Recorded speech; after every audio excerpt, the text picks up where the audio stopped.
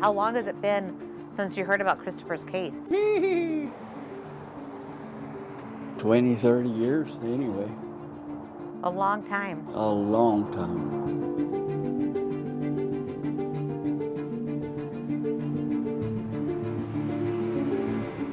Her life was changed forever. I mean, her baby was gone. Her mom was on a mission to find Christopher, and she actually did her own investigation outside of what police were doing. Like, what happened that night? Why that night? Why was Christopher kidnapped that night? When they would get a clue, they would actually go and surveil the residence. We were getting tips and leads and calls and people and psychics and people coming in left and right. And then it would come back to, this Emma, we should probably have her checked out.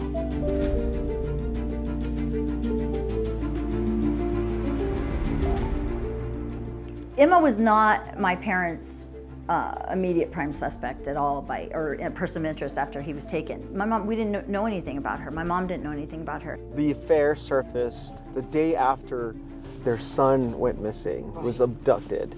My dad looked at him and my mom there, and he goes, "You're gonna find out anyhow." And he gave them Emma Bradshaw's name.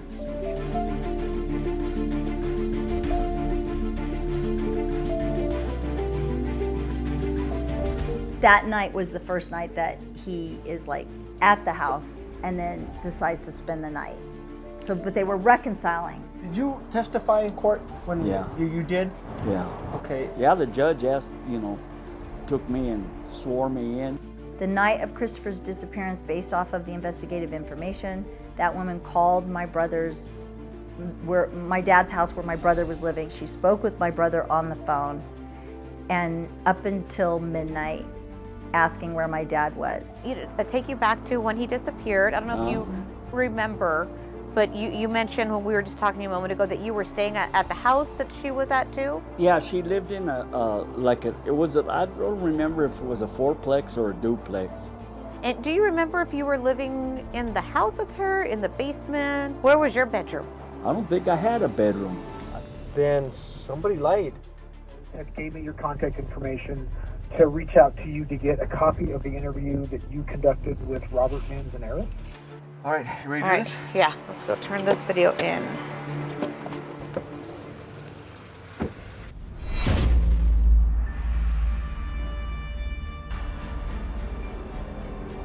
Hey everyone, I'm Crystal. I was a TV news reporter and anchor for more than 15 years, but there are some stories that just stick with you. How many missing persons cases do you believe you have? Every year, tens of thousands of people are listed as missing. So I called in the expertise of my longtime friend, retired detective, now private investigator Lewis. I really don't believe that. There's no evidence behind it. Together, we're diving into cases that sit untouched for years. I feel they focus too much on him. You think so? And it may not have been him the whole time. And hitting the road. Farmington, here we come. Along the way, we'll talk to those left behind. She was wonderful. She was my older sister. Something feels missing. Just want her home. Something's not right. And to those who were part of the investigation. I mean, the same dog found burnt remains. All in hopes of uncovering new details. He has never been interviewed by police. That's the person that I think did it. To give families some closure as we go beyond the case. Hey everyone, welcome back to Beyond the Case. I'm Crystal. Hello everybody, I'm Lewis. Tonight we continue our investigation into the bizarre disappearance of 7-month-old Christopher Abeyta. So far this week, we've told you about the efforts that police have made to find baby Christopher, and within those months that he disappeared. That's right. But tonight, we're talking about the family's investigation and how a desperate search led baby Christopher's mom to a small town here in New Mexico, and many in the family believing that one person was involved. And that belief led to a lawsuit. And that's where the court was able to hear an alibi from a woman that was once named as a person of interest. But here's what's interesting. When we started digging into that theory, we stumbled upon an interview that contradicted her alibi. We're going to give you that story in part 3.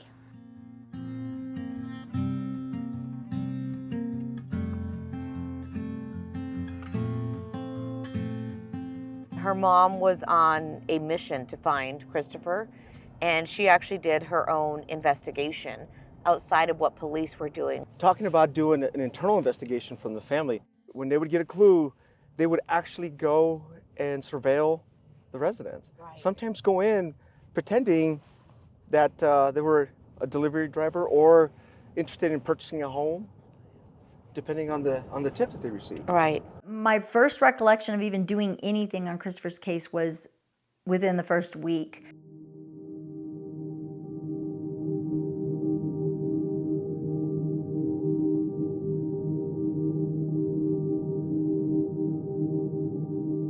She had been at the grocery store that day, and she thought when she was pushing the cart, she had Christopher in the cart, and she thought somebody was following her. The woman was going, and she didn't have anything in her cart, and go up an aisle, go down an aisle, and she turned around, and my mom was going to ask her, "Can I help you find something?" Because it was that you know somebody's behind you. That was the first thing that my mom also, one of the first things she thought of after Christopher went missing. There was a woman in the store. Now, if a week or 3 weeks had gone by and nothing had happened, she probably wouldn't have even remembered this woman in the store behind her, but it was fresh. So we would go down to that grocery store, park in the parking lot, and watch. My mom would watch people go in and out of the store.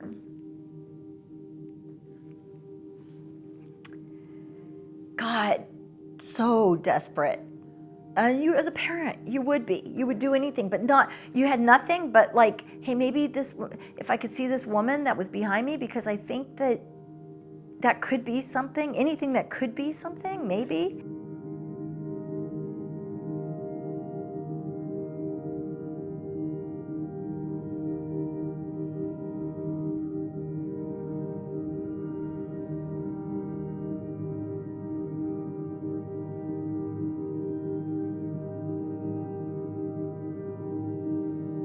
My dad looked at him and my mom there, and he goes, "You're gonna find out anyhow.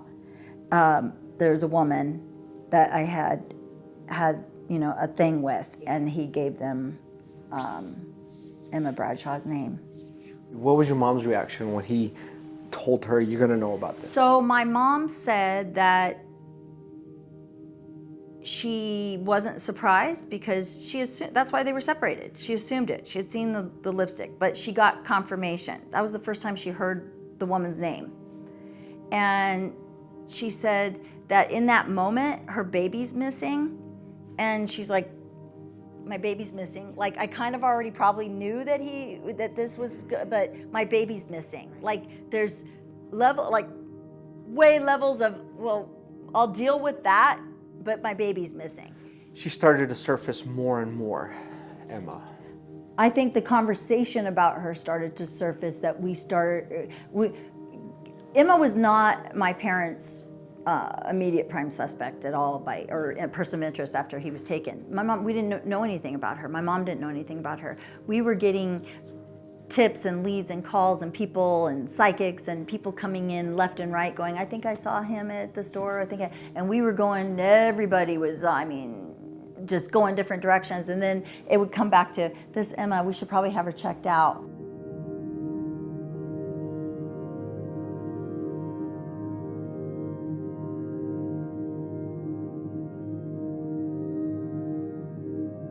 That night was the first night that he is like at the house and then decides to spend the night. So, but they were reconciling. So they had been separated, and the separation was kind of like, hey, they're not kind of seeing each other, and then slowly they were reconciling. So that was the first night he wasn't coming back to Pueblo. Correct, yeah.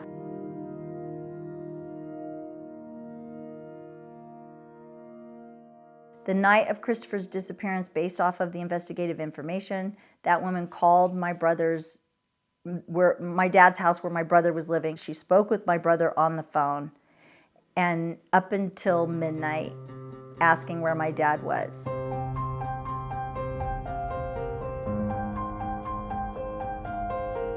As Denise said, even though Gil was gone, he would still come around. Right. Yet during that time where he was, not at the house, he was building or continuing a relationship with Emma.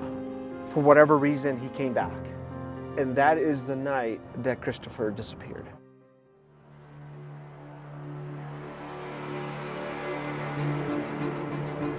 Months after, we start to go, we should talk to other family and see, because this is odd. These things are odd. She was, calling, hanging up.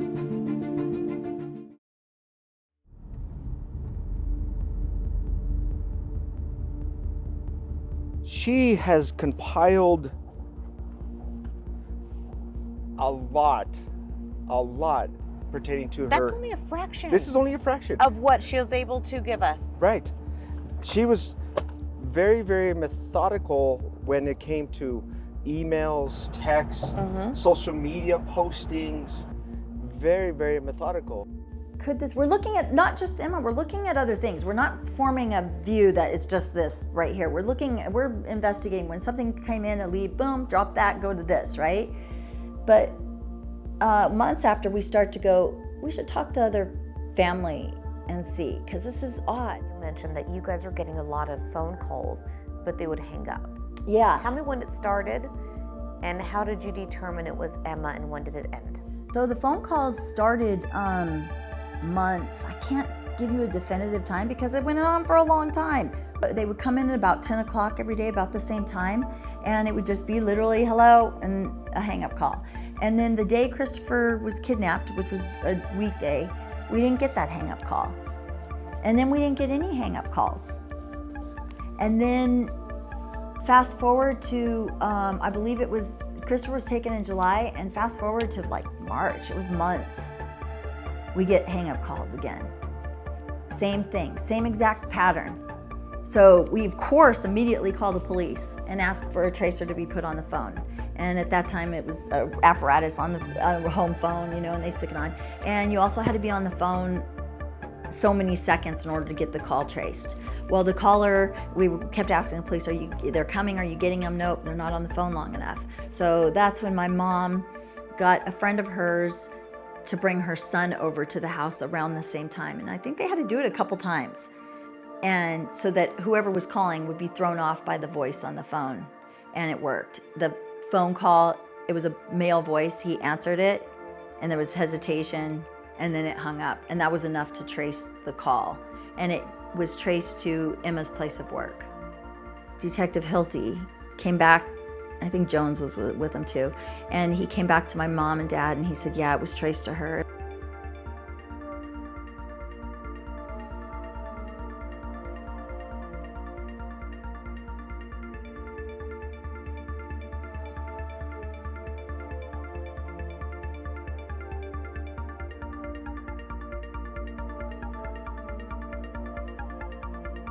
She said that she's just calling to communicate with him, and my mom says, but he's at work that time of day, and we were getting him before, and they dismissed it.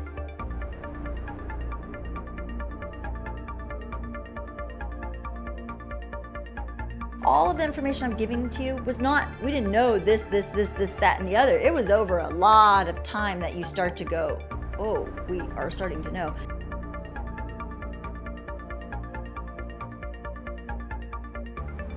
Even though this person of interest has never been charged, or her interview by police has never been released to the public, there is an interview of her because of that civil lawsuit that allowed her to give an alibi on the night that Christopher disappeared.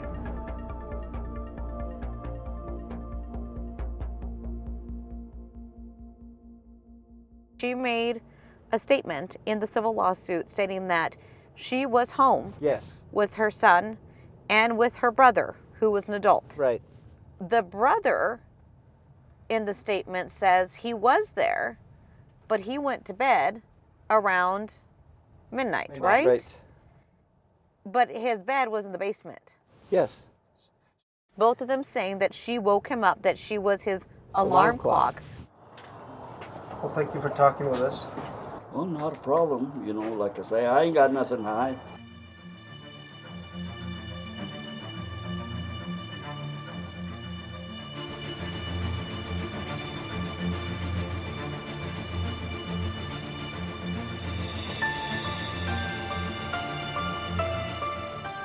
you testify in court when Yeah. you did? Yeah.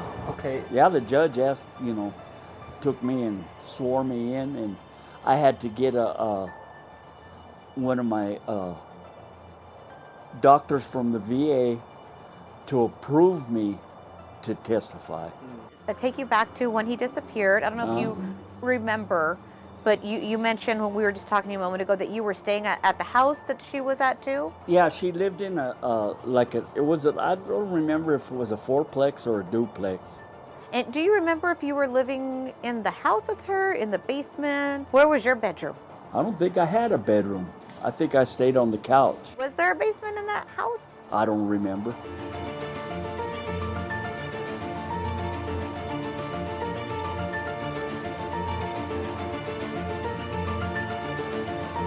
Did Emma usually wake you up whenever you stayed the night at her house, or how did you wake up?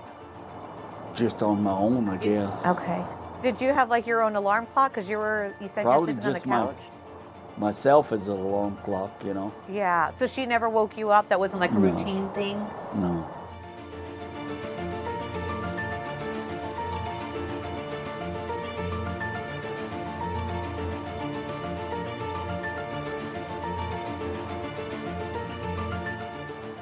And your testimony came from you. Nobody coached you. Nobody prepared you. You didn't have meetings before with anybody. No.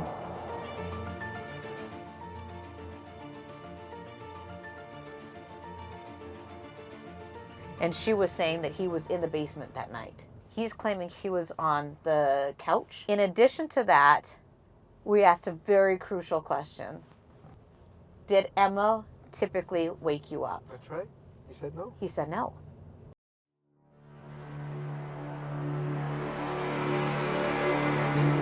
Around the time that Christopher disappeared, do you recall Emma ever traveling down there, or?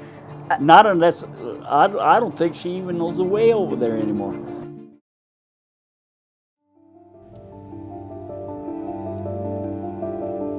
All right, welcome to Wagon Mound.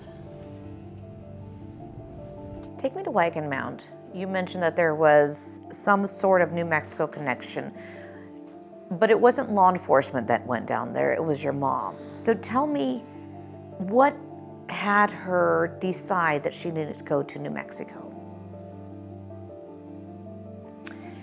When she was doing her own investigating of Emma, Emma had claimed to have gone to New Mexico the week of Christopher's disappearance to a wedding. So that's what initially was like. And then her family lived there. There was like a connection that if this individual was involved, would Christopher have been given to a family member? Would there be something? So she felt it was important to go there and to research.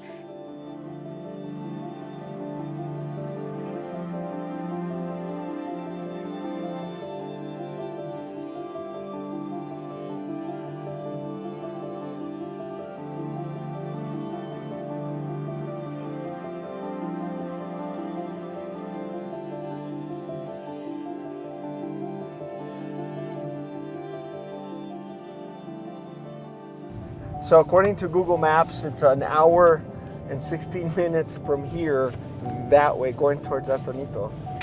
That you guys own property in New Mexico, Yeah. right? Yeah. And who owns that property?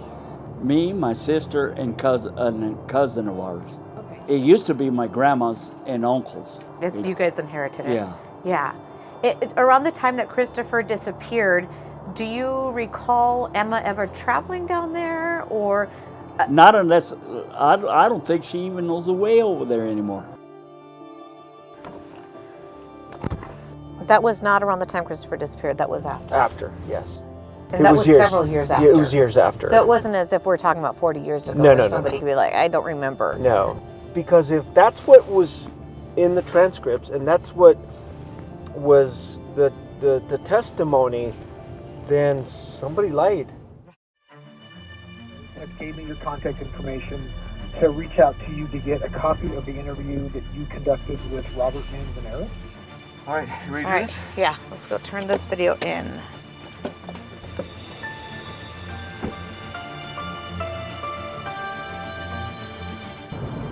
So what's interesting though about this is that it's not just any type of harassment. The person who was the alleged victim in this case was somebody she was having an affair with. And the other victim that was listed was his wife. It reads the people of the state of Colorado versus Emma Bradshaw.